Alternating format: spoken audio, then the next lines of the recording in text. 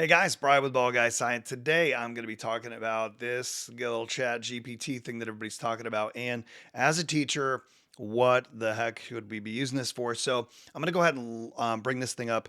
And I just want to talk to you as a teacher right now, first and foremost. But I want to show you even more than that what I used it for, and what I thought was just absolutely outstanding. If you were going to grab a license to this, you're going to pay for a service or whatever it might be. I know your school might be blocking it, like in New York, it's pretty much blocked everywhere, but that doesn't mean that you, as a professional, can't find a way to use this. And again, all through this shorts playlist, you're going to find tips and tricks and specific examples that I thought of just really quickly across the content area. So you can see that this is right here, personalized lessons. You're going to see how it can be used. But what if you asked it, what are the common concerns or frustrations or anxieties of a student who is in blank grade? And now across the board, it's going to help you understand those students that are before you. You could ask it this: what are the common concerns? What are the most common concerns of parents that have a blank grader, right?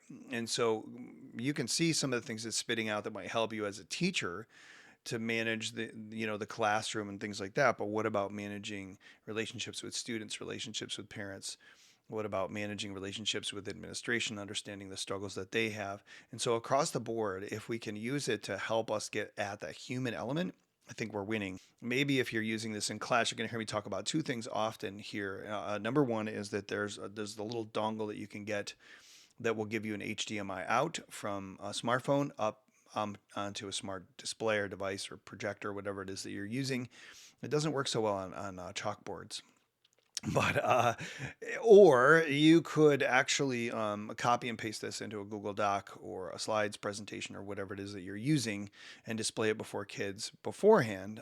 Doing it live actually gives you that feel that, wow, this is cool and engaging with the kids. But if you found a way to use AI to help you manage the classroom or just as a general teacher, drop that down in the comments. I would love to hear it and share with everybody else. But check out the rest of the things in the playlist. And I really think it would help you kick some class, name of my podcast.